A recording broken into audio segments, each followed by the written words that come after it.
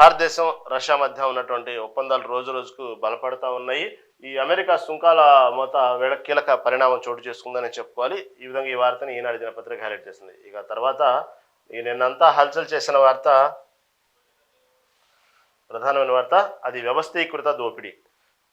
నిన్న జరిగిందంతా కూడా భారతదేశ వ్యాప్తంగా ఒక రకమైనటువంటి రాజకీయ పరిణామాల్లో ఒక కొత్త రకమైనటువంటి వరవడి, కొత్త రకమైనటువంటి హాట్ టాపిక్ ఏదో ఉందంటే రాహుల్ గాంధీ తన సోషల్ మీడియా, తన యూట్యూబ్ ద్వారా వదిలినటువంటి వీడియోనే భారతదేశ వ్యాప్తంగా పెద్ద చర్చకు దారితీసింది.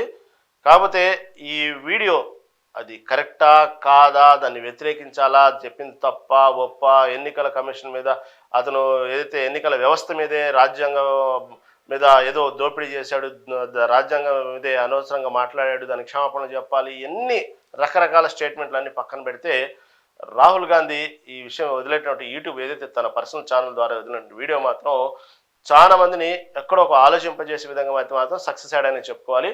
చాలా చక్కగా వివరించారు. దాంట్లో వాస్తవాలేంది, వాస్తవాలు లేదు అనేటువంటి విషయాన్ని మాత్రం భవిష్యత్తులో తేలనుంది. ఎక్కడ కూడా ఎవరిని కూడా ఈ విషయంలో మాత్రం వదిలిపెట్టేది లేదు అంటూ రాహుల్ గాంధీ చేసిన వ్యాఖ్యలు పట్ల చాలా కాన్ఫిడెంట్గా, చాలా ధైర్యంగా ఉన్నాడు. ఆధారాలతో సహా చూపించడానికి ప్రయత్నం చేశారు. కాకపోతే ఆ వీడియోలో మొత్తం మీద గంటలు గంటలు చెప్పేది కాదు కాబట్టి, కానీ తన దగ్గర ఉన్నటువంటి ఇన్ని రోజులు చెప్తున్నటువంటి వార్త ఏదైతే ఉందో, నా దగ్గర ఎన్నికలకు సంబంధించినటువంటి ఎన్నికల అధికారులు ఏ విధంగా బీజేపీతో కుమ్మక్కయ్యి రాజ్యాంగాన్ని ఎట్లా ద్రోహం చేస్తున్నారు, ఒక పేదవాడి ఓటర్లను ఏ విధంగా ద్రోహం చేస్తున్నారు, ఓటర్ యొక్క హక్కుల్ని ఏ విధంగా కాలరాస్తున్నారు, అవన్నీ నా దగ్గర అణుబాంబు లాంటి సాక్ష్యాధారాలు ఉన్నాయి, తొందరలో బయట పెడతాను అని ఈ మధ్యకాలంలో చెప్పినటువంటి రాహుల్ గాంధీ అణుబాంబు లాంటిదే ఒక రంగం బయట పెట్టాడని చెప్పుకోవాలి. ఎందుకంటే దానికి సంబంధించినటువంటి సాక్ష్యాలతో సహా బయట పెట్టడం జరిగింది. కాబట్టి ఇప్పుడు ఎక్కడో కొంత అనుమానపు చూపులు మొదలయ్యాయి, అనుమానపు వార్తలు మొదలయ్యాయి. సమర్థించుకున్న వాళ్ళు సమర్థించుకుంటున్నారు, ఇన్నాళ్ళ నుంచి ఖండిస్తున్న వాళ్ళు మాత్రం వాస్తవం ఉంది అనేటువంటి విషయాన్ని కూడా బహిరంగతంగానే చెప్తున్నారు. ఏదేమైనప్పుడు కూడా రాహుల్ గాంధీ చేసిన వ్యాఖ్యలు పెద్ద దుమారాన్ని లేపినాయి. కాబట్టి ఈ వ్యాఖ్యల పట్ల ముందు ముందు అనేక రకమైనటువంటి పరిణామాలు చోటు చేసుకుంటాయా, లేకపోతే దీనికి సంబంధించి వాస్తవంగానే రాహుల్ గాంధీ చెప్పినటువంటి విషయాన్ని విశదీకరించి దీంట్లో ఎటువంటి వాస్తవం లేదు అని రుజువు చేసుకోవడానికి ఎన్నికల కమిషన్ ప్రయత్నిస్తాయా, లేకపోతే బీజేపీ పార్టీ ఏ విధంగా స్టెప్ తీసుకునేది మాత్రం చాలా తొందరలో తేలనుంది. నేతే బెంగళూరులో భారీ ర్యాలీ నిర్వహించారు. దీనికి సంబంధించి ఆ సందర్భంగా చేసినటువంటి వార్తని ఈనాడు దినపత్రిక హైలైట్ చేసింది. ఇటుపక్క ఖర్గే రాహుల్ రాజ్యాంగం సంబంధించినటువంటి చూపిస్తూ ఒక ఫోటో దిగిన వార్తను హైలైట్ చేశారు. ఎందుకంటే ఈ ఓటర్ల జాబితా సవరణ పేరుతో ఈసీ ఎన్నికల సంబంధించినటువంటి కమిషన్ ఏ విధంగా రాజద్రోహం చేసింది అనేటువంటి విషయాన్ని చెప్పుకొస్తూ, మొదటి నుంచి నేను చూస్తూ ఉన్నాను, పదే పదే అసలు ఎన్నికల వ్యవస్థ ఏంది అబ్జర్వ్ చేస్తాను, నాకు మొదటి నుంచి చాలా అనుమానం ఉంది అనేటువంటి విషయాన్ని, కాబట్టి నేను అనుమానాన్ని అంత ఈజీగా నేను గుడ్డగాల్చి నెత్తినేయట్లేదు ఎన్నికల కమిషన్ మీద కానీ, ఇటు పక్క బీజేపీ పార్టీ మీదుగా. నేను దాదాపుగా 6 నెలలు గ్రౌండ్ లెవెల్లో స్టడీ చేశాను. 6 నెలలు దీని మీద మొత్తం స్టడీ చేసే నేను ఇంత కాన్ఫిడెంట్గా చెప్తున్నాను నేను. కాబట్టి వాస్తవంగా ఎన్నికల కమిషన్ చాలా రాజద్రోహం చేస్తుంది అంటూ కొన్ని సాక్ష్యాలు, గతంలో జరిగినటువంటి ఏదైతే మహారాష్ట్రకు సంబంధించినటువంటి ఎన్నికల సమయంలో సహజంగా ఏంటంటే గమనిస్తే మీరు తెలంగాణ వ్యాప్తంగా కూడా ఎక్కడైనా గమనించండి, అసెంబ్లీ ఎన్నికలకు వచ్చేటప్పటికి వాళ్ళ సంబంధించిన అసెంబ్లీ పార్టీలకు సంబంధించినటువంటి ప్రాంతీయ పార్టీలు కానివ్వండి, జాతీయ పార్టీల మీద గెలుపు ఓటములు ఉంటాయి. వాళ్ళకి ఇష్టమైనటువంటి వ్యక్తులను ఎన్నుకుంటూ ఉంటారు, ముఖ్యమంత్రులు అవుతుంటారు. మొన్న చూస్తే రేవంత్ రెడ్డి, అంతకుముందు చంద్రబాబు నాయుడు, లేకపోతే వైఎస్ జగన్ ఉన్నప్పుడు అతను ముఖ్యమంత్రి, ఇలాంటి కొన్ని ఎన్నుకుంటూ ఉంటారు. కానీ పార్లమెంట్ వచ్చేటప్పటికి మాత్రం, పార్లమెంట్ ఎన్నికల్లో మాత్రం దాదాపుగా ఒక ఐడియాతోనే ఓటర్లు ఓటేస్తుంటారు. మూడు టర్మ్ నుంచి ప్రధాని నరేంద్ర మోదీ గెలవడం జరుగుతుంది, బీజేపీ అధికారంలో రావడం జరుగుతుంది. కానీ మొన్న జరుగుతున్నటువంటి కొన్ని మహారాష్ట్ర ఎన్నికల సందర్భం వచ్చేటప్పటికి, అసెంబ్లీ ఎన్నికలకు వచ్చేటప్పటికేమో అసెంబ్లీ ఎన్నికల్లో ఒక తీర్పు, పార్లమెంట్ ఎన్నికల్లో ఒక తీర్పు. పార్లమెంట్ ఎన్నికల్లో వచ్చేటప్పటికి మొత్తం కాంగ్రెస్ పార్టీకి మంచి అవకాశం కనబడింది. ఒక అసెంబ్లీకి ఎన్నికలకు వచ్చేటప్పటికి పూర్తిగా రివర్స్గా బీజేపీ వెళ్ళడం జరిగింది. అప్పటి నుంచే కొంత అనుమానం స్టార్ట్ అయింది రాహుల్ గాంధీకి, ఇది ఎక్కడో తేడా కొడుతుంది. ఎందుకంటే గెలవాల్సినటువంటి ఏదైతే ఖచ్చితంగా గెలవాల్సిన ఎన్నికల్లో, ఖచ్చితంగా అన్ని సర్వేలు చెప్పిన ఎన్నికల్లో అతను క్యాంపెయినింగ్ చేసిన ప్రతి చోట కొన్ని వేల మంది ఓటర్లు బయటకు వచ్చి సంఘీభావం ప్రకటించి రాహుల్ గాంధీ వెన్నంటూ ఉండి నడిచినటువంటి జోడో యాత్రతో సహా అది కాక ఎన్నికల సమయంలో క్యాంపెయినింగ్లో కూడా అతనికి ఒక వాతావరణం అర్థమైంది. ప్రతి సర్వేలో కూడా కాంగ్రెస్ గెలిచిద్ది అన్నటువంటి ధోరణి కనబడ్డ సందర్భంలో ఒక్కసారిగా మొత్తం తారుమారైపోయి బీజేపీ గెలవటం అనేది అసలు ఇది ఎలా జరిగింది అనేటువంటి విషయాన్ని మాత్రం కొంత అంతర్మదనంలో పడ్డట్టు రాహుల్ గాంధీ. ఇక అప్పటి నుంచి ప్రతి ఎన్నికల్లో ఏం జరుగుతుంది, ఎక్కడ వాస్తవంగా సర్వేలన్నీ కూడా కాంగ్రెస్ పార్టీ గెలిచిద్దంటాం. ఎన్నికల తర్వాత అంటే ప్రజాభిప్రాయం ప్రజా ఇష్టం మొత్తం కూడా కాంగ్రెస్ పార్టీకి ఉందని సర్వేలు చెప్పటం, ఖచ్చితంగా 100% అధికారంలోకి వచ్చింది అనేటువంటి చోట వెంటనే ఎన్నికల తర్వాత చూస్తే సీన్ రివర్స్. రాహుల్ గాంధీకి అర్థమయ్యేది కాదు. వాస్తవంగా ప్రజల ఇష్టం ప్రకారమే నడవాల్సిందే, ప్రజా తీర్పు శిరస వహించాల్సిందే ఏమో అనేటువంటి విషయాన్ని అర్థం కాక అక్కడ ఉన్నటువంటి ఎన్నికలు జరిపినటువంటి కాంగ్రెస్ పార్టీ ఎన్నికలు జరిపినటువంటి తీరు, అక్కడ ఉన్నటువంటి లోకల్ నాయకులు లేకపోతే ఎవరైతే శాసనసభలో నుంచినటువంటి నాయకులు వీళ్ళని మీద క్లాస్ పీకటం, ఎక్కడ లోపం జరిగిందంటాం, దాని నుంచి రివ్యూ చేసుకోవటం, అంతగా డల్ అయిపోవటం, పైకి మాత్రం మేకపోతు గాంభీర్యం ప్రదర్శించడం, ఇలా రాహుల్ గాంధీకి ఈ మధ్యకాలంలో బాగా అలవాటైపోయింది. ప్రతిసారి ఓడిపోవటం. కానీ ఖచ్చితంగా గెలవాల్సినటువంటి చోట కూడా ఈ విధంగా జరిగేటప్పటికీ ఎక్కడో ఏదో జరుగుతుంది అనేటువంటి విషయాన్ని మాత్రం ప్రధానంగా అతనికి వచ్చినటువంటి ముందుగా వచ్చింది సంబంధించినటువంటి ఏదైతే ఉందో మహారాష్ట్ర ఎన్నికల కాడి నుంచి మాత్రం కొంత వరవడి ఎక్కడో కొంత అంతర్మదనం మొదలైంది రాహుల్ గాంధీకి. ఏంది ఇది, ఎక్కడ జరుగుతుంది పొరపాటు అనేది, ఏదైతే బ్యాలెట్ బాక్సులను ఈవీఎం మిషన్లను ఇవి కొంతకాలం ఆలోచన జరిగింది. దాంతోపాటు అసలు ఏందనేటువంటి విషయాన్ని ఇటు ఎన్నికల కమిషన్కి ఏదైతే ఉందో ఆ ఓటర్ లిస్ట్ ఉందో దాన్ని డిజిటలైజేషన్గా అడగడం జరిగింది. డిజిటలైజేషన్గా ఇవ్వండి, ఒకసారి నాకు అనుమానాలు నిన్నప్పుడు ఎన్నికల కమిషన్ ఇవ్వటానికి నిరాకరించింది. అక్కడ ఇంకొంచెం బలపడింది తన అనుమానం. తర్వాత ఏదైతే ఉన్నాయో ఎన్నికలు జరిగిన తీరుని సీసీ ఫుటేజ్ ఆధారాలు అడిగినప్పుడు అప్పుడు ఎన్నికల కమిషన్ రూల్స్ ప్రకారం ఒప్పుకోంది. మళ్ళీ ఇంకోసారి బలపడింది. తర్వాత ఇంకొక ప్రధానంగా తీసుకున్నటువంటి అంశం ఏంటంటే ఉదయం నుంచి ఓటింగ్ శాతం ఒక ఎత్తు, దాదాపు ఇంకా 1 గంట 2 గంటల్లో ఓటింగ్ ముగిసిద్దనగానే ఒక్కసారిగా ఓటింగ్ పర్సెంటేజ్ పెరగటం, భారీ స్థాయిలో మార్పులు రావటం అనేది అక్కడ గంట 2 గంటలు జరిగిన ఓటింగ్లోనే ఎక్కువ మెజార్టీ రావటం బీజేపీకి. ఇంకొక బలమైనటువంటి అనుమానం ఇంకా బలపడింది రాహుల్ గాంధీకి. అప్పుడు గ్రౌండ్ వర్క్ స్టార్ట్ చేస్తే అప్పుడు అర్థమైంది ఏంటంటే ఈ ఓటర్ లిస్టులోనే పెద్ద తప్పుల తడగగా సాగుతుంది, దీని వెనక పెద్ద స్కామ్ జరుగుతుంది, ఎన్నికల అధికారులే ఈ రాజ్యాంగ ద్రోహం చేస్తున్నారు, బీజేపీతో కుమ్మక్కయ్యారు అనేటువంటి విషయాన్ని అర్థమైంది నాకు అనేటువంటి విషయాన్ని రాహుల్ గాంధీ పదే గంటాపదంగా చెప్పడం జరుగుతుంది. దానికి కొన్ని సాక్ష్యాలు చూస్తూ కర్ణాటక ఎన్నికలు కూడా ఉదాహరణ తీసుకున్నారు. కర్ణాటక ఎన్నికల్లో దాదాపు 6-7 సెగ్మెంట్ల అసెంబ్లీ సెగ్మెంట్లో జరిగినటువంటి ఎన్నికల తీరును పరిశీలించినప్పుడు ఒక 5-6 చోట్ల కాంగ్రెస్ మంచి మెజార్టీతోనే బాగానే గెలిచింది. ఒక నియోజకవర్గం మహాదేవపురం ఉంది, బెంగళూరు సెంట్రల్ దగ్గర బెంగళూరు సెంట్రల్లో ఒక అసెంబ్లీ స్థానంలో మాత్రం అక్కడ ఖచ్చితంగా కాంగ్రెస్ గెలవాల్సిన చోట భారీ మెజార్టీతో బీజేపీ గెలవడం జరిగింది. దాదాపు 1,40,000 వరకు భారీ మెజార్టీతో గెలవడం జరిగింది. అసలు ఇంత వ్యత్యాసం ఎక్కడ వచ్చిందా? మిగతా చోట్ల అన్ని కాంగ్రెస్ గెలవటం ఉంది. ఆ ఒక్క నియోజకవర్గంలోనే బెంగళూరు సెంటర్లోనే ఒక్కసారిగా అక్కడ మహాదేవపురంలో ఒక్కసారిగా ఈ నియోజకవర్గంలో 1,40,000 సంబంధించినటువంటి ఓటింగ్ పర్సెంటేజ్ ఎందుకు తేడా వచ్చింది అనేటువంటి విషయాన్ని కొంచెం గ్రౌండ్ వర్క్ బాగా చేయడం జరిగితే అప్పుడు అర్థమైంది అతనికి రకరకాలైనటువంటి తప్పుల తడక, ఓటర్ లిస్టులో కావాలని చేసినటువంటి మోసం, ఒక వ్యక్తికి 3-4 చోట్ల ఓటు, రకరకాల రాష్ట్రాల్లో అదే వ్యక్తికి ఓటు, అక్కడే మళ్ళీ అదే సెగ్మెంట్లో ఏదైతే అనుమానం వచ్చినటువంటి అసెంబ్లీ సెగ్మెంట్లో అతనికి 3-4 చోట్ల ఓట్లు ఉండటం, అలా చూస్తే ఒక వ్యక్తికి కాదు అలా చాలా మంది ఓట్లు 3-4 ఓట్లు ఉండటం, ఒకే ఇంట్లో ఒకే డోర్ నెంబర్తో ఒక్కసారిగా సహజంగా ఒక కుటుంబం అంటే 3-4 ఉంటారు, మహా అయితే ఒక 5-6 ఉంటారు ఒకే కుటుంబంలో ఒక ఇంట్లో. ఒకే డోర్ నెంబర్ మీద 60 ఓట్లు 70 ఓట్లు ఉండటం, అసలు కొన్ని డోర్ నెంబర్లు అయితే జీరో, అసలు జీరో అనేది మనం ఎక్కడ వినున్నాం, ఇంటి నెంబర్ జీరో అయింది. అలాంటి జీరో మీద కొన్ని 100 ఓట్లు, ఒక్కొక్క వ్యక్తికి 3 ఓట్లు, ఒకే డోర్ నెంబర్ మీద 60-70 ఓట్లు ఒకే కుటుంబంలో.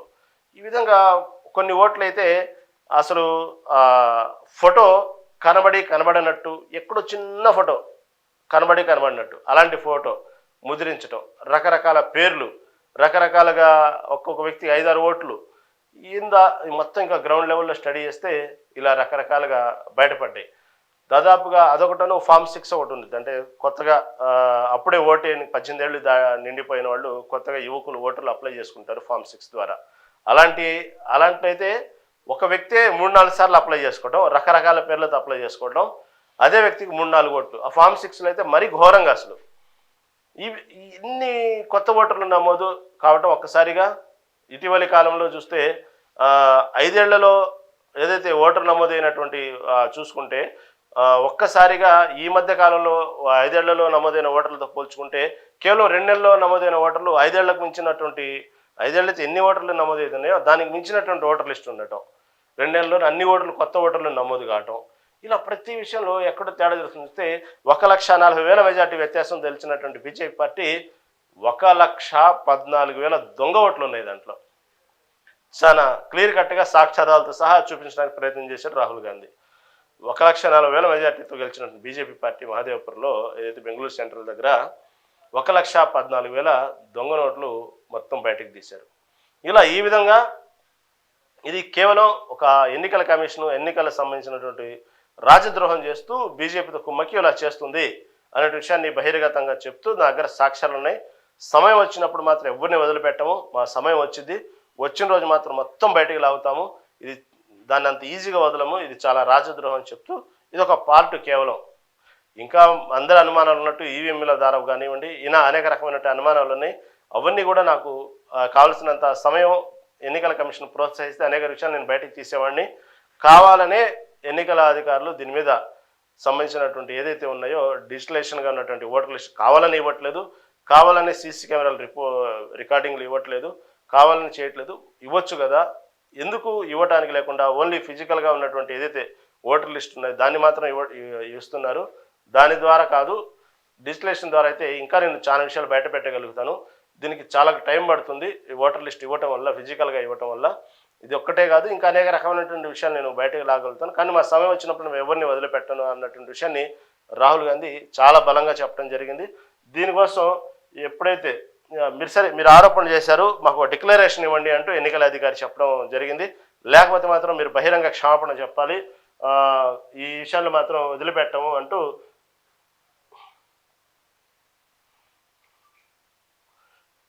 ఒక ఎన్నికల కమిషన్ కూడా చాలా గట్టిగానే ఇది చాలా తప్పు, ఇది మీరు రుజువు చేయకపోతే మాత్రం చాలా బహిరంగ మీరు క్షమాపణ చెప్పాల్సి వచ్చింది అన్నట్టు చెప్పడం జరిగింది. ఈ విషయంలో మాత్రం రాహుల్ గాంధీ నిన్న విడుదల చేసినటువంటి వీడియో ఏదైతే ఉందో దీంట్లో చాలా గంటాపదంగా సాక్ష్యాలతో సహా గట్టిగా చెప్పడం జరిగింది. మళ్ళీ దానికి సంబంధించి నిజంగానే ఎన్నికల కమిషను ఇటు బీజేపీ రెండు కలిసి రాజద్రోహం చేస్తున్నాయా, ఓటర్ లిస్టు మాత్రం తప్పులడగ మాత్రం అతను డైరెక్ట్గా విట్నెస్తో సహా పేర్లతో సహా ఏ కుటుంబాలు ఎక్కడెక్కడ ఉన్నాయి ఎవరెవరు అనేది మాత్రం చెప్పాడు. కాబట్టి దాన్ని ఎవరు కాదనలేరు, ఎందుకంటే ఆ నెంబర్లతో ఆ సీరియల్తో కొడితే మనకు ఓటర్ లిస్టు మనకు అర్థమైపోయింది, ఆ ఏరియాలో ఓటర్ లిస్ట్ చూస్తేనే అర్థమైపోయింది.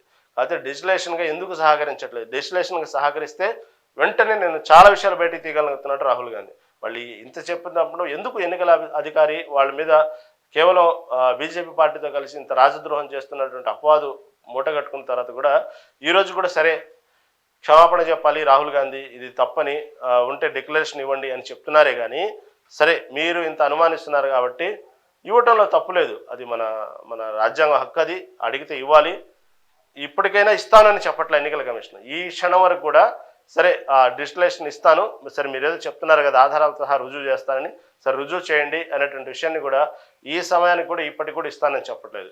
ఎంతసేపటికి మీరు అనవసరమైన ఆరోపణలు ఇస్తున్నారు, మీ దగ్గర అనవసర నిరాధారాలు ఉన్నాయి, మీ దగ్గర మీరు చెప్తున్నంత అబద్ధం, మీరు బహిరంగంగానే క్షమాపణ చెప్పాలి, ఈ విధంగా ఏం మాట్లాడుతుంది. కానీ రాహుల్ గాంధీ పట్ల ఎన్నికల కమిషను కాదు, అదిగో మీరు డిజిటలైజేషన్కి ఇస్తున్నాము, మీరు అడిగినట్టు మీ సీసీ కెమెరా రికార్డులు ఇస్తున్నాం, ఆ గంట చివరిలో ఏదైతే 5 నుంచి 6 మధ్యలో ఎన్నికలు జరగ ఒక్కసారిగా పోలింగ్ శాతం పెరుగుతుంది కదా, మీరు అడిగినట్టు ఆ 1 అవర్ సంబంధించినటువంటి సీసీ కెమెరా రికార్డులు మీకు ఇస్తున్నాము, కాబట్టి మా మీద ఎంత అపవాదం వచ్చింది కాబట్టి మీరు రుజువు చేయాల్సిందే అని మాత్రం ఇస్తామని మాత్రం ఈ క్షణం వరకు కూడా చెప్పట్లా. ఎంతసేపటికి రాహుల్ గాంధీ తప్పు మాట్లాడుతున్నాడు, అనవసరంగా అనుమానిస్తున్నాడు, క్షమాపణ చెప్పాలి, ఇది మంచి పద్ధతి కాదు, భారతదేశ ఎన్నికల వ్యవస్థ మీద మీరు మచ్చ తీసుకొస్తున్నారు, మిగతా దేశాల ముందు భారతదేశ ఎన్నికల వ్యవస్థను తక్కువ చేసి మాట్లాడుతున్నారు, ఈ విధంగా రకరకాలుగా రాహుల్ గాంధీ మీద దాడి చేస్తున్నారే కానీ ఏదైతే అతను అనుమానాన్ని నివృత్తి చేసి లేవనెత్తాడో దాని విషయంలో మాత్రం అతన్ని సహకరించట్లేదు రాహుల్ గాంధీని. కాబట్టి ఇప్పుడు దేశవ్యాప్తంగా ఈ చర్చ బాగా అన్ని పార్టీల్లో మొదలైంది. గతంలో ఓడిపోయినటువంటి అసెంబ్లీ నియోజకవర్గ స్థానాలు కానివ్వండి, గతంలో ఓడిపోయినట్టు కొన్ని ప్రాంతీయ పార్టీలు, కొన్ని ప్రాంతాలు కొన్ని చోట్ల మాత్రం ఇప్పుడు బీజేపీ మీద ఒక అనుమానపు చూపు మొదలయ్యేటువంటి పరిస్థితి తీసుకొచ్చాడు రాహుల్ గాంధీ. అంతవరకు సక్సెస్ అయ్యాడు. ఎందుకంటే కొన్ని స్థానాలు తీసుకుంటే, కొన్ని ఎన్నికలు చూసుకుంటే ఖచ్చితంగా గెలవాల్సినటువంటి పరిస్థితి, ఖచ్చితంగా గెలుస్తాము అనుకునే సందర్భాలు కూడా తారుమారైనటువంటి రాష్ట్రాలు ఉన్నాయి, తారుమారైనటువంటి అసెంబ్లీ సెగ్మెంట్లు ఉన్నాయి. గతంలో ఒక రంగ ఆంధ్రప్రదేశ్ ఎన్నికలు తీసుకున్నప్పటికి కూడా ఇటు జగన్ గెలిచినప్పుడు కూడా ఇదే అనుమానాన్ని చాలా మంది మధ్యలో మెదిలింది. జగన్ ఏంది ఇన్ని సీట్లు గెలవటమైంది, 151 సీట్లు గెలవటమైంది అనేటువంటి విషయాన్ని పదే పదే అప్పుడున్నటువంటి ఇప్పుడేదో మాట్లాడుతున్నట్టు టీడీపీ ప్రభుత్వం కూడా అప్పుడు అదే అనుమానాన్ని లేవనెత్తింది జగన్ పార్టీ మీద, అప్పుడు వైసీపీ పార్టీ మీద కూడా ఇదే విధంగా అనుమానం లేవనెత్తింది. తర్వాత ఈ మధ్య కాలంలో ఒక్కసారిగా 164 సీట్లు రాగానే మహాకూటమికి వీళ్ళు వైసీపీ పార్టీ కూడా అదే అనుమానాన్ని లేవనెత్తడం మనం సహజంగా చూస్తున్నాం. ఎందుకంటే మార్పు ఉండిద్ది, గెలుపోవటంలో సహజమే, అది ప్రజా నిర్ణయం, అది ప్రజా తీర్పు కాదంటలేదు. కాకపోతే ఒక లెక్క ఉన్నది, ఇదిగో ఫలానా చోట ఫలానా వ్యక్తులు వీళ్ళు ఖచ్చితంగా గెలుస్తారు, ప్రజల పట్ల ఆదరణ ఉంది అన్నటువంటి కొన్ని ఉన్నాయి. ఆంధ్రప్రదేశ్లో కూడా కొన్ని స్థానాలు ఉన్నాయి. ఆ స్థానాలు కూడా ఓపెన్గానే బహిరంగంగానే వేల అంటే ఖచ్చితంగా గెలవాల్సిన అతను ఓడిపోవటం అనేది పెద్ద ఓకే జరుగుతాయి, పెద్ద విషయం కాదు, గెలుపు ఓటములు సహజం ఇవన్నీ. కాబట్టి ఎలా ఉండిద్దంటే ఈ ఖచ్చితంగా ఒక క్యాండిడేట్ గెలుస్తాడు, ఈ అసెంబ్లీ సెగ్మెంట్లో ఫలానా అతను గెలుస్తాడు అని కొన్ని వేళ్ల మీద వేళ్ల మీద కొన్ని ఉంటాయి ఆంధ్రప్రదేశ్లో. వీళ్ళు గెలుస్తారనే సహజమైనటువంటి ఒక సర్వే కాదు, సహజంగా ప్రతి వాళ్ళకి తెలుసు ఆ నియోజకవర్గంలో వాళ్లే గెలుస్తారు, వాళ్లే ప్రజల మన్ననలు పొందుతున్నారు, వాళ్లే అభివృద్ధి కార్యక్రమాలు చేస్తున్నారు అనేటువంటి కొన్ని ఉంటాయి. ఇక కొన్ని ఖచ్చితంగా వాళ్లే గెలుస్తారంటే అది వేరే విషయం. అదేది ఆర్థికంగా బాగా డబ్బులు పంచుతారనో, లేకపోతే వాళ్ళు రౌడీజం చేస్తారనో, వాళ్ళు శాసించి గెలుస్తారనో అది వేరే విషయం. అది సైలెంట్ ఓటింగ్ జరిగిద్ది, ప్రజా తీర్పు కొంచెం డిఫరెంట్గానే ఉండిద్ది. కానీ కొన్ని నియోజకవర్గాల్లో కొంతమంది ఎమ్మెల్యేలు వాళ్ళ అసెంబ్లీ సెగ్మెంట్లో వాళ్ళు నిజంగానే అభివృద్ధి కార్యక్రమాలు చేస్తూ ప్రజల్లో నిత్యం ఉంటూ ప్రజల మన్ననలు పొందుతూ ఖచ్చితంగా ప్రజలు వాళ్లే ఎన్నుకునేటువంటి వ్యక్తి కూడా ఓడిపోయినప్పుడు ఇలాంటి కొన్ని అనుమానాలు వస్తూ ఉంటాయి. సరే, ఓడిపోవటం సహజం, ఎంత ఓడిపోతారు, ఎందుకు ఇంత ఆదరణ ఉన్న వ్యక్తి కూడా ఓడిపోయినప్పుడు మా అయితే 1000 ఓట్లు 2000 ఓట్ల మధ్యలో తేడాతో ఓడిపోవచ్చు. ఒక్కసారిగా గాలి మారిపోయి, లేకపోతే ప్రజా తీర్పు మారిపోయి, ఒక్కసారిగా పార్టీ మీద ఒక మనాటిని ఏర్పడి వేరే పార్టీలు గెలిచినప్పుడు అంత బలమైన వ్యక్తులు ఓడిపోయినప్పుడు ఏదో 1000 ఓట్లు 2000 ఓట్లు తేడా ఉంటాయి.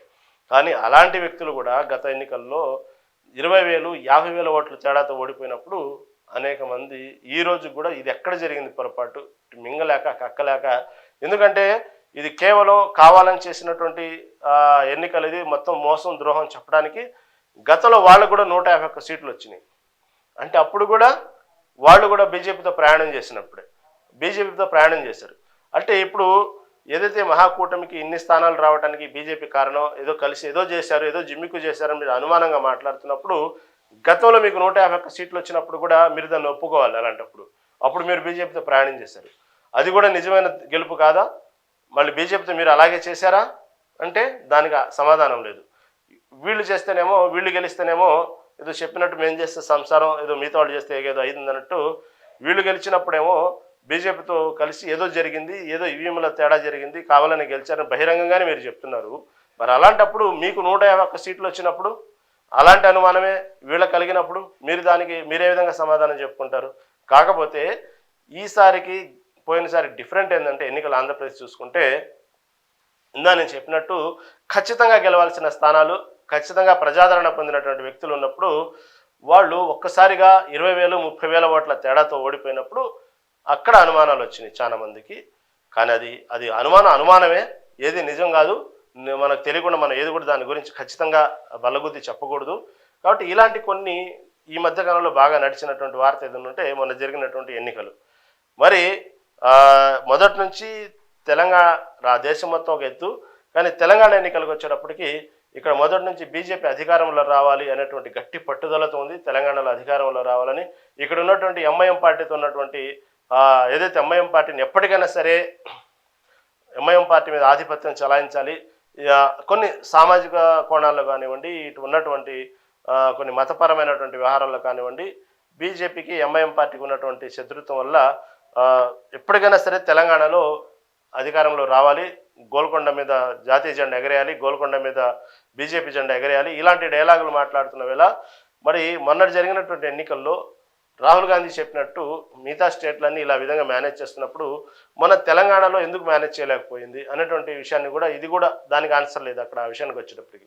ఎందుకంటే ఇది చాలా ప్రిస్టేజ్గా దేశం మొత్తం ఒక ఎత్తు అయితే ఈ తెలంగాణ రాష్ట్రానికి సంబంధించి ఎన్నికలు మాత్రం బీజేపీకి చాలా పరువుతో కూడుకున్నటువంటి విషయం. ఎందుకంటే ఇక్కడ ఎంఐఎం పార్టీని అణగదొక్కాలి, ఎంఐఎం పార్టీ ఆధిపత్యాన్ని ఏదో చేయాలి అనేటువంటి బీజేపీ చాలా కృతనిశ్చయంతో ఉంది. చాలా రోజుల నుంచి ఇవి కాచుకొని ఉంది ఇక్కడ ఉన్నటువంటి పరిస్థితులను బట్టి. దీంట్లో ఎవరి తప్పులు అనేవి మనం అంత డీప్గా చెప్పకపోయినప్పటికీ కూడా ఇక్కడ ఉన్నటువంటి పరిస్థితులను బట్టి బీజేపీ పార్టీ గెలవాలి అనేటువంటి గట్టి పట్టుదలతో ఉంది. అంటే ప్రతి రాష్ట్రంలో గెలవాలని పట్టుదలతో ఉన్నది. కాకపోతే తెలంగాణ వ్యాప్తంగా వచ్చేటప్పటికి మాత్రం కొంచెం పరిస్థితులు కొంచెం భిన్నంగా ఉంటాయి. బీజేపీ పార్టీకి చాలా అవసరం ఇక్కడ గెలవటం అనేది. ఇక్కడ ఉన్నటువంటి దేశవ్యాప్తంగా ఉన్నటువంటి పరిస్థితులు వేరు, ఇక్కడ తెలంగాణలో ఇక్కడ ఉన్నటువంటి ఎంఐఎం పార్టీతో ఢీ అంటే ఢీ అనేటువంటి పరిస్థితులు వేరు. ఇక్కడ ఓల్డ్ సిటీ కానివ్వండి, కొన్ని విషయాల్లో కొన్ని టార్గెట్స్ పెట్టుకునింది ఈ బీజేపీ పార్టీ. కాబట్టి ఇంత కష్టపడుతూ అధికారానికి రాలేకుండా ప్రతిసారి దగ్గరికి రావటం, ఒక్కసారిగా దాన్ని చరిష్మా పడిపోవటం, ఓడిపోవటం ఇలా పదే పదే చూస్తూ ఉన్నాం. కాబట్టి అదే జిమ్మిక్లు అదే లాజిక్లు వాళ్ళ చేతుల్లో ఉన్నప్పుడు ఇక్కడ మరి తెలంగాణలో చేయొచ్చు కదా అనేటువంటి విషయాన్ని కూడా నిన్న రాహుల్ గాంధీ చెప్పినప్పటి నుంచి కొన్ని విమర్శలు అవుతూ ఉన్నాయి.